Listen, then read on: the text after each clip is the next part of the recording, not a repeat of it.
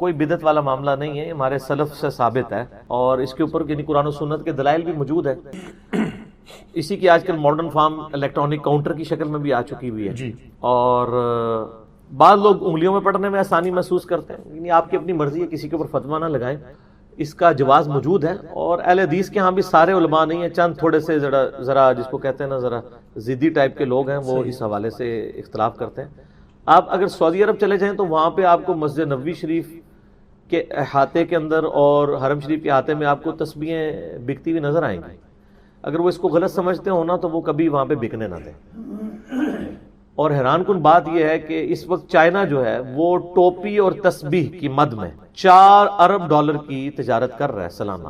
4 ارب dollar, ماشاءاللہ کی جناب بول رہے ہو، پر شرمندگی دی گل ہے ساڈے واسطے کہ پاکستان جیسا اسلامی جمہوریہ پاکستان ٹوپی اور تسبیح بھی نہیں بنا سکا۔ یہ کوئی راکٹ سائنس ہے؟ آپ دیکھیں وہ تسبیح اتنی سستی تسبیح ہے چائنا کی، آج سے جو 25-30 سال پہلے ہم جتنے روپے کی تسبیح خریدتے تھے نا اس سے بھی کم میں وہ آج دے رہے ہیں، اور اس سے زیادہ مضبوط۔ وہ مچھلی والی انہوں نے نائلون کی ڈوری بیچ میں ڈالی ہوتی ہے جو ٹوٹتی نہیں ہے، ٹھیک ہے، پھر پیارے خوبصورت پلاسٹک کے دانے ہوتے ہیں ٹرانسپیرنٹ سے، یعنی وہ دیکھ کے تو ویسے ہی تسبیح کو پکڑنے کو دل کرتا ہے، اور بڑی سستی سستی تسبیح ہیں وہ۔ ہم تو یہ لکڑی کی استعمال کرتے ہیں، اس میں ذرا زیادہ آسانی فیل ہوتی ہے، باقی کوئی بھی استعمال کر سکتے ہیں۔ الیکٹرانک کاؤنٹر بھی آج کل آ گیا ہے، لوگوں نے یعنی وہ انگلیوں میں ڈالا ہوتا ہے، اس میں پڑھ رہے ہوتے ہیں، اس میں آسانی رہتی ہے، اسلام میں اس کی کوئی ممانعت نہیں ہے۔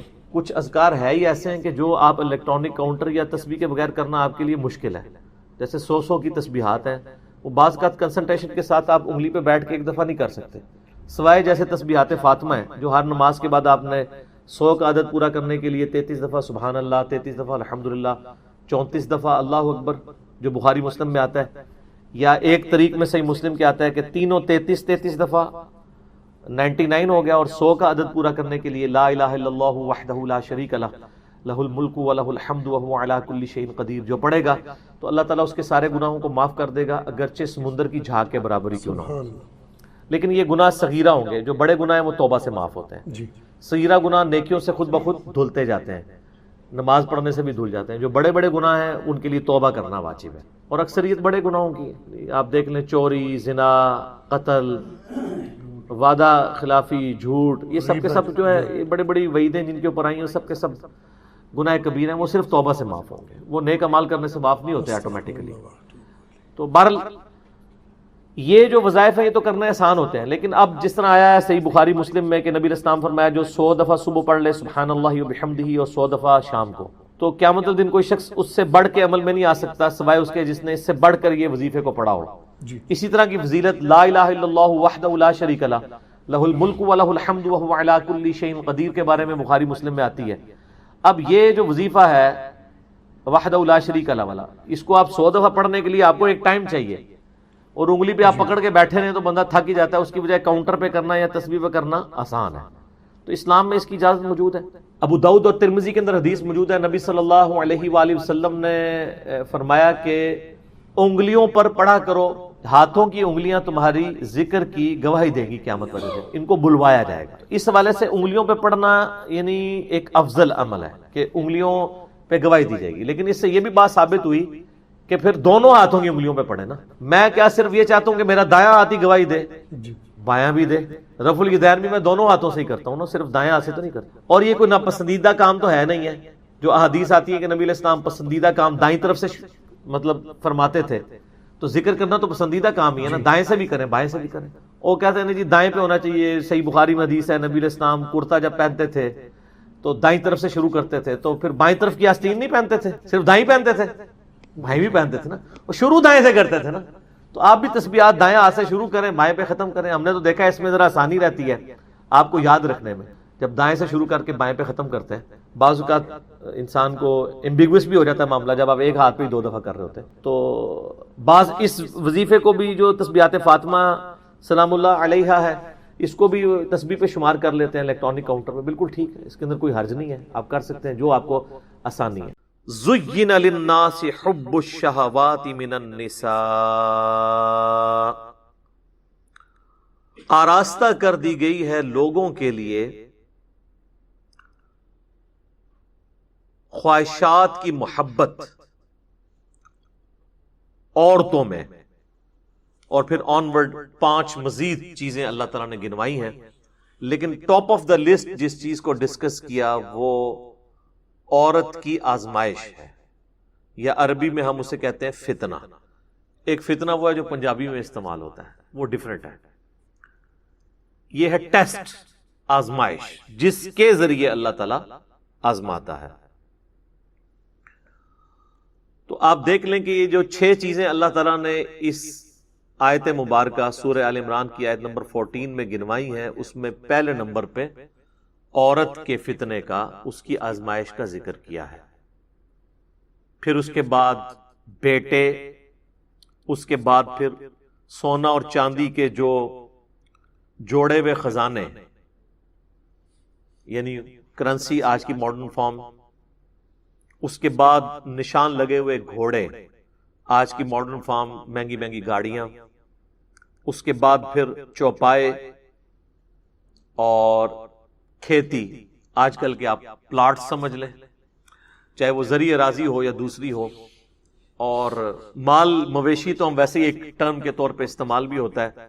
آج بھی آپ اگر چلے جائیں جنوبی پنجاب کی طرف تو وہ مویشی کو مال ہی کہہ رہے ہوتے ہیں، وہ بھی ایک ذریعہ ہے۔ تو یہ 6 چیزیں گنوائی ہیں، ان میں ٹاپ آف دا لسٹ اللہ تعالیٰ نے عورت کا ذکر کیا ہے۔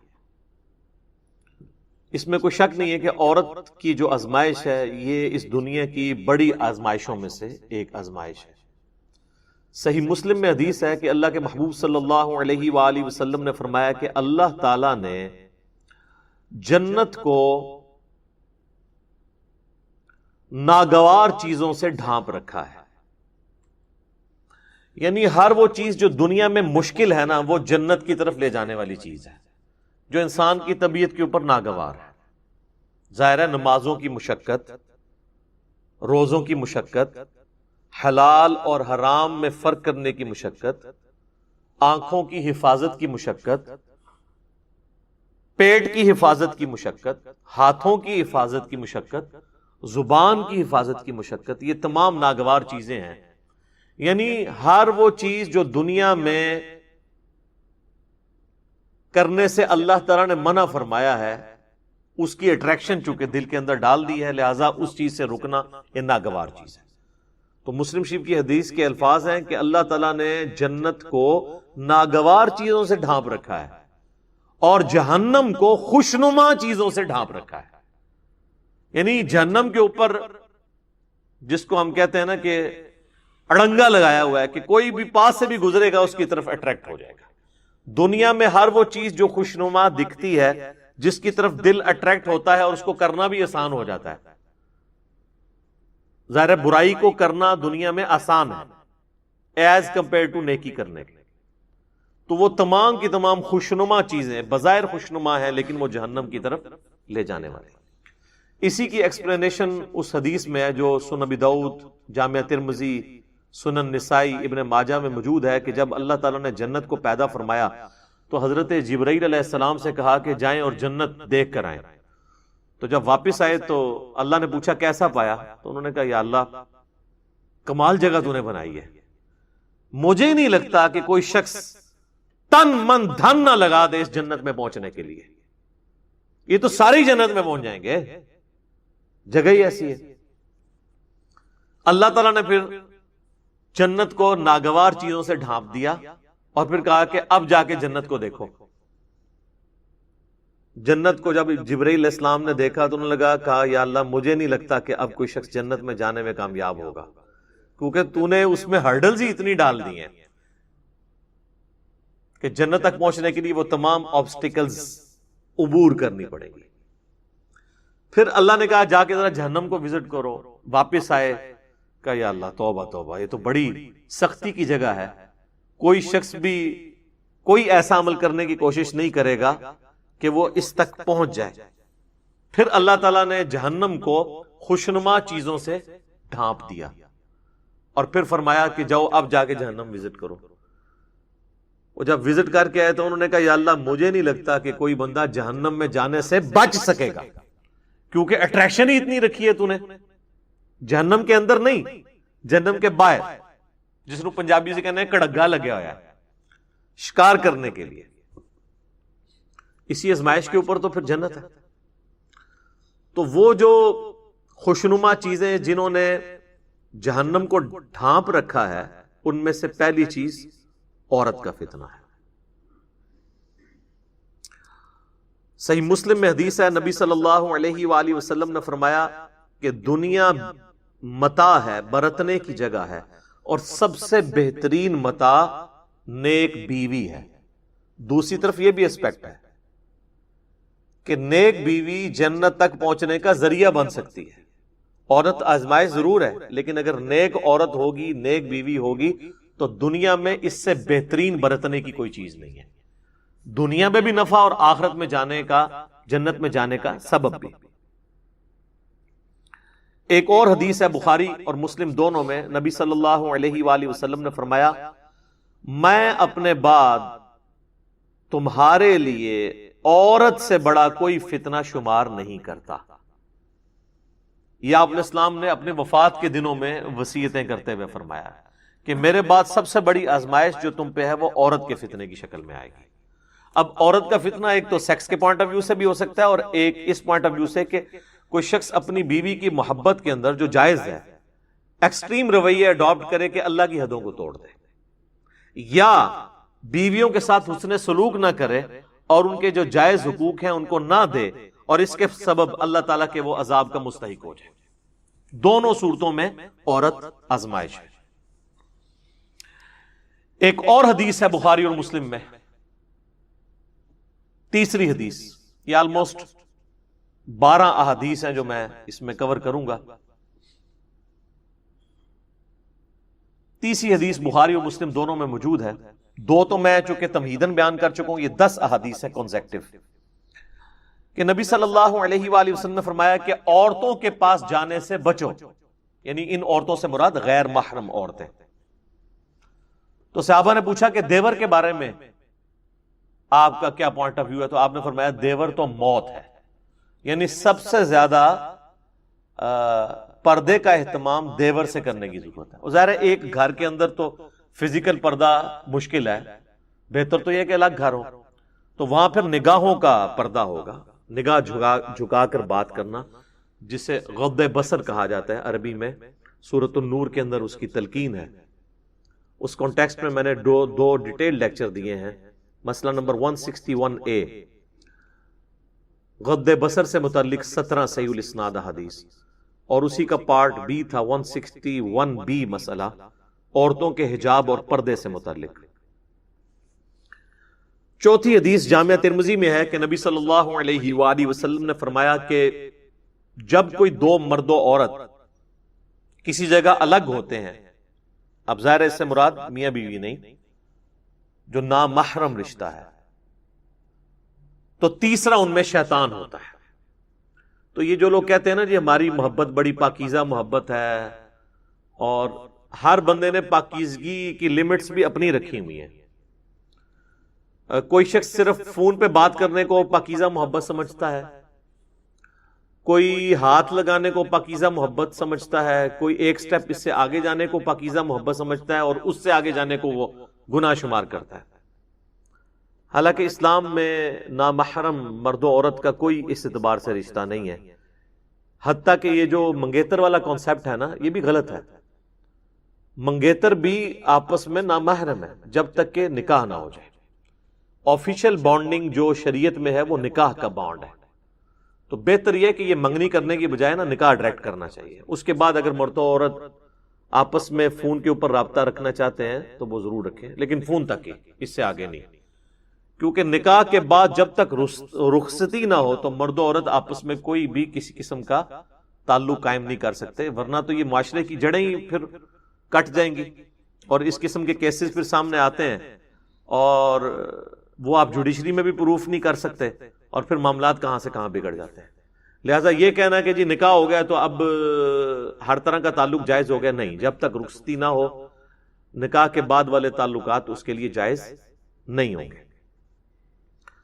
پانچویں حدیث صحیح مسلم کی ہے. نبی علیہ السلام سے پوچھا گیا جو اچانک نظر اٹھ جاتی ہے، تو آپ نے فرمایا کہ اللہ نے مجھے اس چیز سے منع کیا ہے اور حکم دیا ہے کہ اگر اچانک نظر اٹھ جائے تو میں فوراً اپنی نظر ہٹا لوں.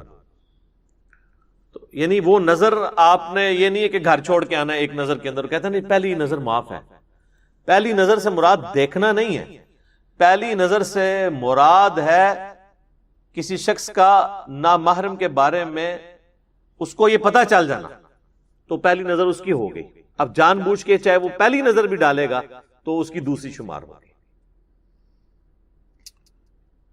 چھٹی حدیث بخاری اور مسلم دونوں میں نبی علیہ السلام نے فرمایا کہ اے نوجوانوں کے گروہ، تم میں سے جس میں استطاعت ہو وہ نکاح کرے، اور اگر نکاح نہیں کر سکتا یعنی اس کی فائنینشیل حالت ایسی نہیں ہے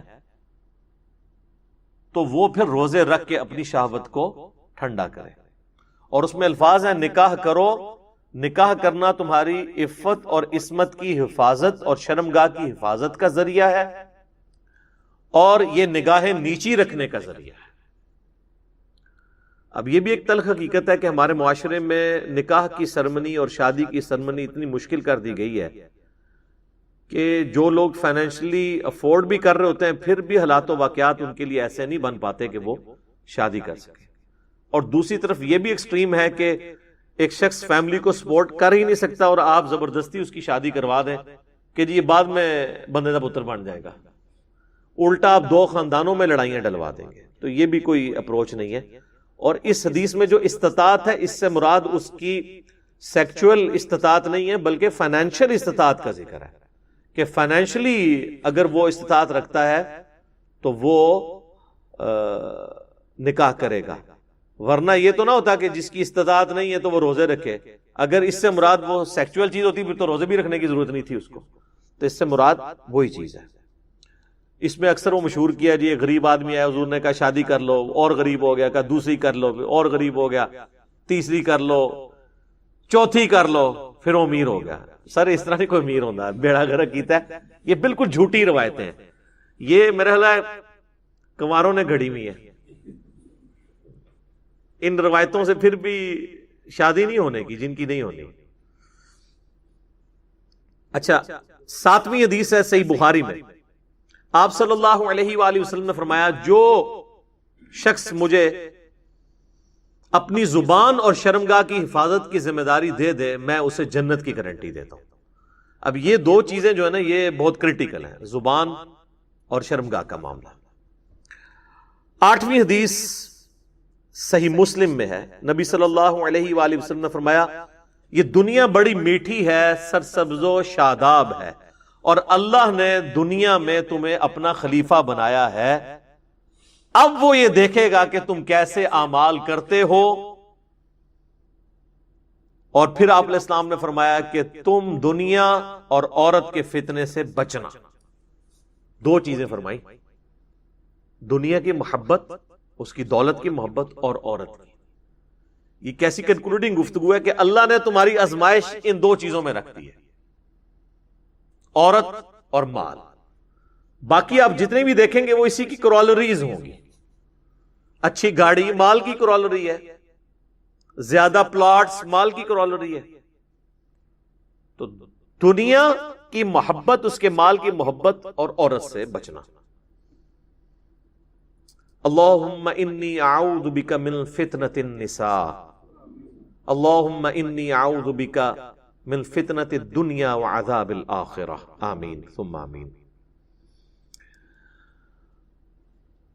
9ویں حدیث جامعہ ترمذی میں ہے. نبی علیہ السلام نے فرمایا تم نے کوئی بھی دو محبت کرنے والے میاں بیوی سے بڑھ کر نہیں دیکھے ہوں گے.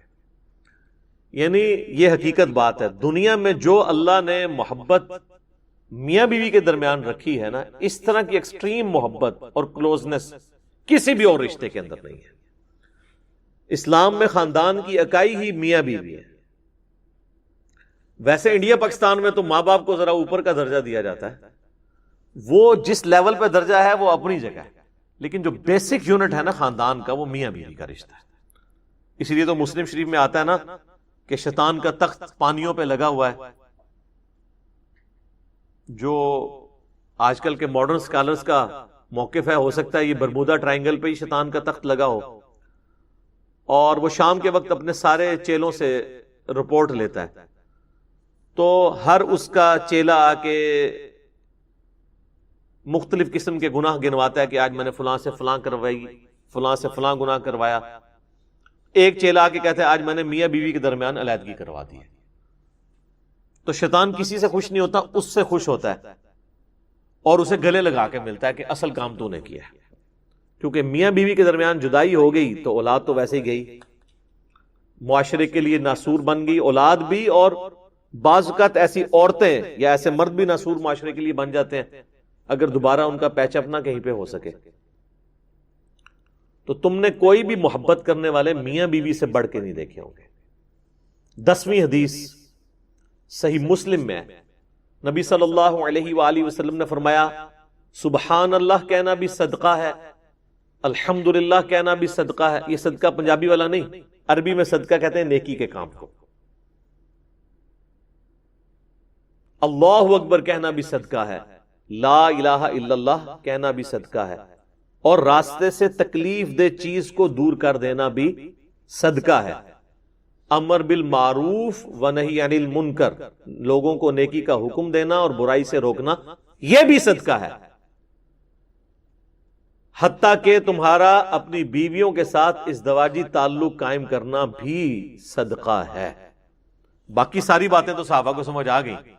آخری بات میں انہوں نے کاؤنٹر کوسچن کیا، یا رسول اللہ ایک پیور ایک اینیمل انسٹنکٹ والی جو ایکٹیویٹی ہے اس پہ بھی نیکی ہے. تو آپ نے فرمایا اگر تم یہی ضرورت کسی ایسی عورت سے پوری کرو جو تمہارے لیے حلال نہیں ہے تو کیا تمہیں گناہ ملے گا؟ صحابہ نے کہا یا رسول اللہ ملے گا. تو فرمایا کہ پھر تمہیں اپنی بیویوں کے ساتھ ازدواجی تعلق قائم کرنے پر ثواب بھی ملے گا. یہ ہے نیکی کا کانسیپٹ اسلام کے اندر. تو یہ میں نے 12 احادیث کور کی ہیں آلموسٹ. اس میں نے کراس ریفرنس میں مزید بھی کر دی، 2 تمہیدن اور 10 جو ہے وہ عورتوں کے فتنے کے پوائنٹ آف ویو سے. ابھی بھی کئی باتیں ہیں جو بیان ہو سکتی ہیں لیکن یہ قرآن کلاس اس کی متحمل نہیں کہ میں اسے ڈیٹیل سے بیان کروں. مسئلہ نمبر 161A، نگاہوں کی حفاظت سے متعلق 17 صحیح الاسناد احادیث اور قرآن حکیم کی آیات سورۃ النور کی، اور اسی کا پارٹ B تھا 161B مسئلہ، وہ عورتوں کے حجاب سے متعلق. اور ایک اور میرا لیکچر ہے مسئلہ نمبر 51، رزق حرام کی مذمت، دنیا پرستی کا انجام اور اس کا علاج. اس میں نے 11 آیات قرآن حکیم سے کراس ریفرنس کے طور پر دنیا کی مال کی محبت کے حوالے سے ڈسکس کی ہیں، اور 17 صحیح الاسناد احادیث بھی اس میں ڈسکس کی ہیں. آج اس ڈیٹیل میں جانے کی ضرورت نہیں ہے. بہرحال چونکہ یہ ایک کریٹیکل ٹاپک تھا اور پوری دنیا میں مانا جاتا ہے، فرائیڈ بھی یہی کہتا ہے کہ دنیا میں سب سے امپورٹنٹ جذبہ جو ہے وہ سیکس کا ہے، باقی ساری چیزیں بعد میں آتی ہیں.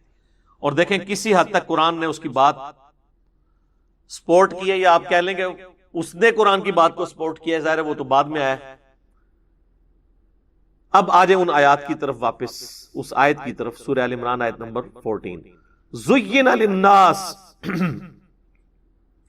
مزین کر دیا گیا ہے لوگوں کے لیے، حب الشہوات من النساء، خواہشات کی محبت عورتوں میں، والبنین اور بیٹوں میں. قبائلی سسٹم میں بیٹوں کی بڑی امپورٹنس تھی، جس کے زیادہ بیٹے ہوتے تھے زیادہ طاقتور. آج کل بھی جس کے زیادہ بیٹے ہیں اور تابع فرمان ہیں اور ساروں سے وہ جیب خرچ لیتا ہے، اور جو نہیں دیتا زبردستی چھین لیتا ہے، وہ سنن ابن ماجہ کی حدیث سنا کے کہ تو اور تیرا مال تیرے باپ کا ہے. تو بیٹوں کی امپورٹنس تو ہے. والقناطیر المقنطرۃ من الذهب والفضہ، اور خزانے جمع کیے ہوئے سونے اور چاندی کی فارم میں. اس زمانے میں آپ کو پتا ہے کرنسی سونے چاندی کی فارم میں تھی. جو کوائن ہوتا تھا سونے کا وہ دینار کہلاتا تھا، اور چاندی کا سکہ جو ہے وہ درہم کہلاتا تھا. پھر وقت کے ساتھ ساتھ چاندی ابسلیٹ ہو گئی، اب صرف دنیا میں سونے کو مانا جاتا ہے. ظاہر ہے کہ سونا ایک قیمتی ترین دھات ہے اور اس میں ایسی کوالٹیز ہیں جو باقی دھاتوں میں نہیں ہے. سب سے بڑی بات، اس کو آپ 1,00,000 سال کے لیے سمندر میں پھینک دیں، زمین میں دفنا دیں، جہاں مرضی پھینک دیں، اس کو زنگ نہیں لگے گا، یہ نئے کا نیا رہے گا. یہ سونے کی کوالٹی ہے، اسی وجہ سے اس کو کرنسی کے طور پہ اڈاپٹ کیا گیا. یہ کبھی خراب نہیں ہوتا.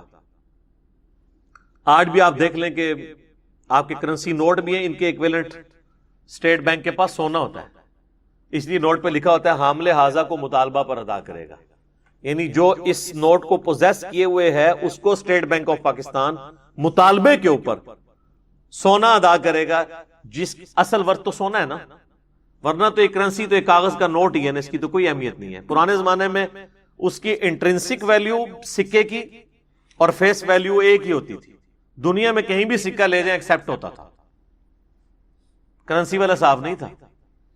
آج اگر امریکہ کہہ دے ہم نے پاکستانی روپیز نہیں قبول کرنے تو زیرو پہ آپ کی کرنسی، لیکن سونے کو نہیں وہ کہہ سکتا۔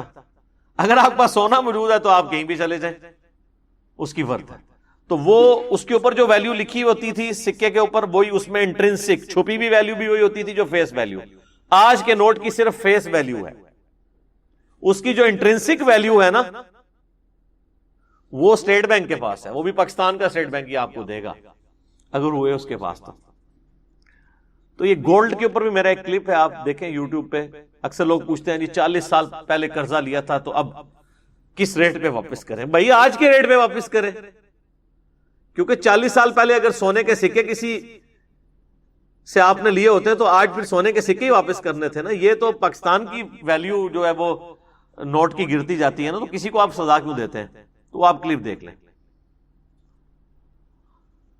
والخیل المسومہ، اور گھوڑے نشان لگائے ہوئے۔ اگلے زمانوں میں یعنی یہ ایک مہنگے ترین سواری تھی گھوڑے، خوبصورت نشان لگے ہوئے۔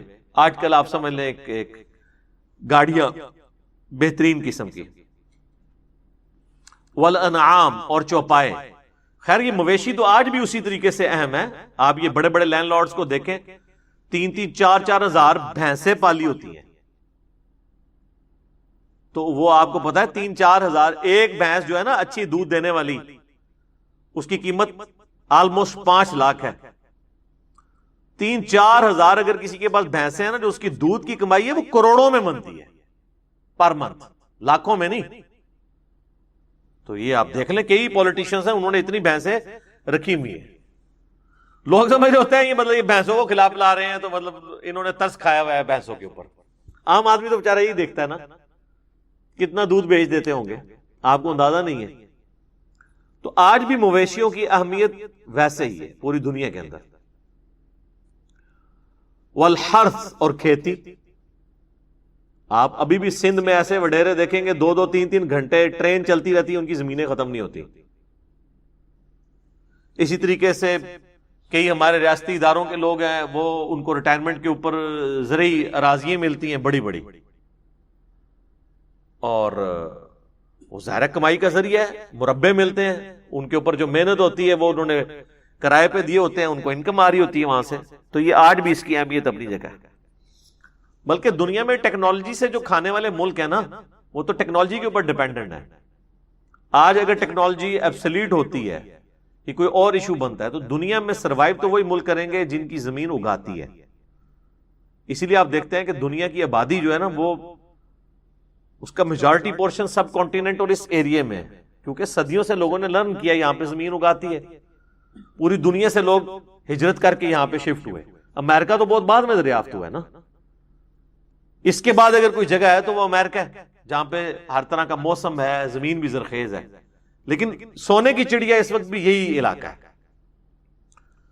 تو ٹیکنالوجی کو کھا تو نہیں سکتا، لیکن اگر زمین جہاں پہ اگاتی ہے وہ جگہ یوٹیلائز ہوتی رہیں تو وہ کم از کم لوگ بھوکے نہیں مر سکتے۔ ذالک متاع الحیات الدنیا، لیکن یہ سب دنیا کے برتنے کا سامان ہے۔ واللہ عندہ حسن المآب، اور اللہ کے پاس بہترین ٹھکانہ ہے۔ اللہ نے کہا یہ چیزیں حرام نہیں ہیں، یہ برتنے کی چیزیں ہیں۔ اس کو آپ مثال سے سمجھیں، سفر کرنے کے لیے بحری جہاز یا کشتی کے چلنے کے لیے پانی برتنے کی جگہ ہے۔ برتنے کا مطلب کیا ہے کہ وہ کشتی پانی کے اوپر چلے گی، یہ تو مجبوری ہے، زمین پہ تو چل نہیں سکتی، ٹائر تو نہیں ہے اس کے۔ لیکن اگر وہ پانی کشتی کے اندر داخل ہو جائے تو پھر وہی پانی جو اس کی زندگی کا ذریعہ تھا اس کشتی کے ڈبونے اور موت کا ذریعہ بن جائے گا۔ تو بس اتنا ہی برتنا ہے، جتنا کشتی پانی کو استعمال کرتی ہے نا، اتنا ہی آپ نے دنیا کو برتنا ہے۔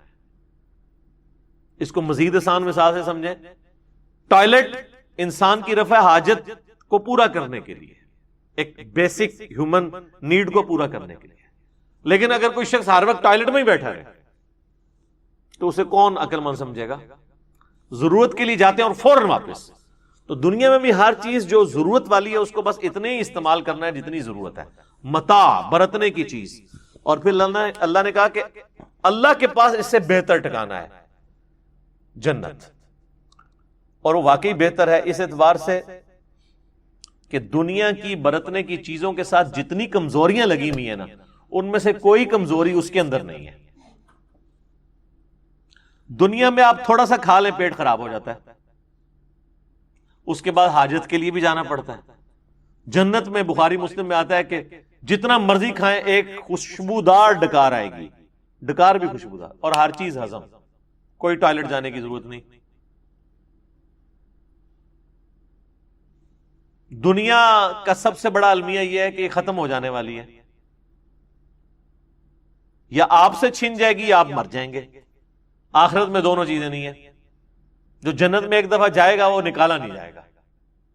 بخاری مسلم کے الفاظ ہیں کہ جہنم اور جنت کے درمیان لا کے موت کو مینڈے کی شکل میں قتل کر دیا جائے گا، اور جنتیوں کے لیے وہ خوشی کا دن ہوگا کہ اب موت نہیں آئے گی، اور جہنمیوں کے لیے سب سے زیادہ دکھ اور تکلیف دہ دن وہ ہوگا۔ اللہم اجرنا من النار، اللہم انی اسألک جنت الفردوس مع النبیین والصدیقین والشہداء والصالحین، آمین۔ تو جنت کی یہ سب سے بڑی خوبی ہے، اس نے فنا نہیں ہونا، نہ جنت میں رہنے والے نے فنا ہونا ہے، نہ اس کی وہ نعمتیں چھیننی ہیں۔ اس لیے بخاری مسلم میں آتا ہے نا کہ جنتی جب جنت میں انٹر ہوں گے تو اللہ کی طرف سے ایک خوشخبری دینے والا خوشخبری دے گا کہ تمہارے لیے خوشخبری ہے کہ آج کے بعد تمہیں موت نہیں آئے گی، ہمیشہ زندہ رہو گے۔ آج کے بعد تم بوڑھے نہیں ہوگے، ہمیشہ جوان رہو گے، 30 سال عمر، ہمیشہ 30 سال ہی رہے گی۔ آج کے بعد تمہیں کوئی تکلیف نہیں آئے گی، ہمیشہ خوشحال رہو گے۔ آج کے بعد تم کبھی بیمار نہیں ہوگے، ہمیشہ تندرست رہو گے۔ اور آج کے بعد اللہ تم سے کبھی ناراض نہیں ہوگا، ہمیشہ راضی رہے گا۔ جنت میں کوئی کام ایسا نہیں کہ آپ کریں تو آپ کو یہ ٹینشن ہو کہ پتہ نہیں یہ جائز ہے یا ناجائز ہے، ہر کام جائز ہے، کیونکہ اللہ نے وہ خواہشات کی تکمیل کا ذریعہ بنایا ہوا ہے، اور خواہشات کی تکمیل اس لیول کی ہے کہ کن فیکون کا کچھ حصہ ہر انسان کو نصیب ہو جائے گا، جو آپ خواہش کریں گے وہ آپ کے سامنے آ جائے۔ تو اللہ تعالیٰ ہمارا اللہ کے پاس جو ہے نا وہ بہترین ٹھکانہ ہے، اس کے لیے ایفرٹ کرو۔ قل اُنَبِّئُكُم بِخَيْرٍ مِّن ذَلِكُمْ، اے نبی تم فرما دو کہ میں تمہیں ان دنیا کی برتنے کی چیزیں جو ہیں ان سے بہتر چیز بتا دوں۔ لِلَّذِينَ اتَّقَوْا عِندَ رَبِّهِمْ، ان لوگوں کے لیے جو اپنے رب سے ڈرنے والے ہیں، ان کے رب کے حضور، جنات تجری من تحتها الانہار، وہ باغات ہیں جن کے نیچے نہریں بہتی ہوں گی، خالدین فیہا، وہ اس میں رہیں گے ہمیشہ ہمیش، وازواج مطہرہ، اور ان کے لیے وہاں پر پاکیزہ بیویاں ہوں گی، ورضوان من اللہ، اور سب سے بڑی بات اللہ کی رضا جوئی ہوگی، وہاں پہ اللہ ناراض نہیں ہوگا، واللہ بصیر بالعباد، اور اللہ تعالی اپنے بندوں کے اعمال کو دیکھنے والا ہے۔ تو پاکیزہ عورتیں وہاں پر ملنی ہیں۔ دنیا میں آپ کوئی مرد کسی عورت کے لیے یعنی اٹریکشن رکھتا ہے، کتنا بھی اسے آئیڈیلائز کر لے، کمزوری تو ہر انسان کے اندر موجود ہے، بڑھاپا تو آ ہی جاتا ہے نا۔ ہارون یحییٰ صاحب کی ایک ویڈیو ہے، The reality of the life of this world، Urdu میں بھی ڈبنگ ہوئی بھی ہے، ایک ڈاکومنٹری ہے، دنیا کی زندگی کی حقیقت۔ تو انہوں نے کئی ایک چیزیں اس میں بتائی ہیں، مثال دے کر، فزیکلی ویڈیوز کے ذریعے۔ ایک خوبصورت سیب رکھتے ہیں، اس کے اوپر وہ ٹائم لائن کے ساتھ کیمرہ چلا دیتے ہیں، تو کچھ گھنٹوں کے بعد وہ گل سڑ جاتا ہے. پھر اس سے بڑھ کے انہوں نے چونکہ وہ ٹرکی کے رہنے والے ہیں تو وہاں کی جو اپنے زمانے کے مشہور فلم ستارے تھے نا مرد و عورت میں، ان کی تصویریں انہوں نے جوانی کی دکھائی ہیں. اس کے بعد ان کے بڑھاپے کی تصویریں دکھائی ہیں. وہ انسان کو دیکھ کے بڑی عبرت ہوتی ہے. اچھا یہ ہے وہ بندہ.